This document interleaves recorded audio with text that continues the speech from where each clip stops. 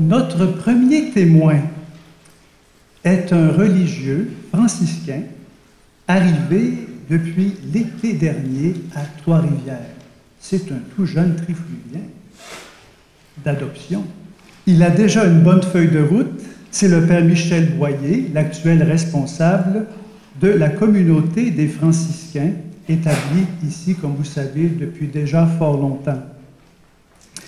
Père Michel a fait profession en 1967, l'année de l'Expo, m'a-t-il rappelé. Il est prêtre depuis 1995. À part les charges de gouvernement, il a souvent exercé dans sa province, dans les communautés de sa province. Sa vie de franciscain s'est articulée en 3 périodes. Le champ d'action sociale auprès des pauvres et des marginaux, puis la formation des jeunes prophètes et l'animation du mouvement La Flambée, et enfin le domaine de l'intériorité, entre autres avec la méditation chrétienne.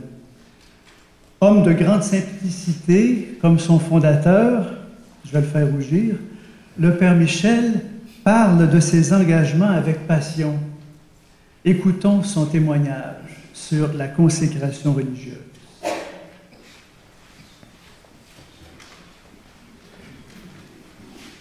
Bonjour.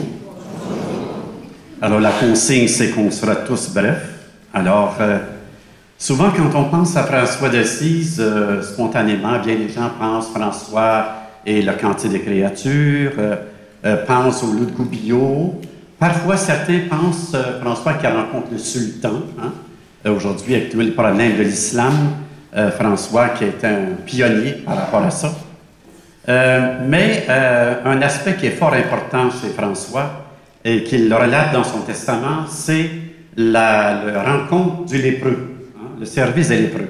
Et François, quand il parle de son cheminement de conversion à l'Évangile, c'est la chose la plus importante qu'il mentionne. Étonnamment, il ne parle pas de sa rencontre au crucifix de Saint-Damien, cette rencontre très personnelle, intime, unique, dans laquelle il a senti l'appel à être au sein de l'Église. Mais il mentionne donc le service des lépreux. C'est là que François, je dirais, c'est sa pierre d'assise de son projet d'Évangile. Alors, je dois dire que tout jeune religieux, c'est ça qui m'a accroché. Ça a été vraiment cette dimension du charisme de François, homme de simplicité, l'homme de la route, l'homme de la proximité. Hein? S'il y en a un qui a vécu la sortie, c'est bien lui. Alors, ça a été par ce biais-là, dans le fond, que j'ai appris à suivre le Christ Jésus. Un lieu privilégié pour moi, et ce qui expliquait ce qu'on m'a présenté il y a un moment, mon engagement en milieu populaire pendant une dizaine d'années dans le centre-sud de Montréal.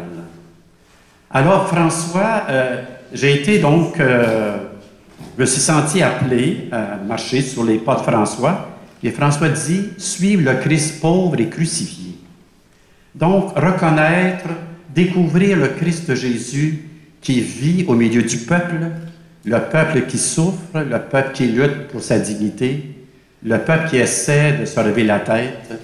Et ça a été donc là pour moi un lieu privilégié dans ma croissance dans la vie consacrée. Je me souviens, et je termine avec ça, quand j'ai fait profession solennelle, j'avais 2 textes. Le premier texte, Matthieu 25, hein, on sait ce que c'est, Matthieu 25, et dans Paul aux Philippiens, suivre le Christ pauvre et crucifié. Ça vous dit un peu ce qui m'a habité au moment de mon engagement définitif en vie franciscaine. C'est ce qui m'a guidé à travers des modulations différentes, à travers ma vie depuis 47 ans. Voilà, ça vous donne un petit peu un coup d'œil sur ce frère Michel. Et bon, depuis longtemps quand même, j'ai découvert François non seulement de la route, mais François de la grotte, François de l'intériorité et du silence. Et c'est ce que j'essaie un peu plus de pratiquer maintenant. Je reste un homme de la route, un homme du quotidien, de la rencontre des gens, mais en même temps, cet espace intérieur que j'estime être très précieux. Merci.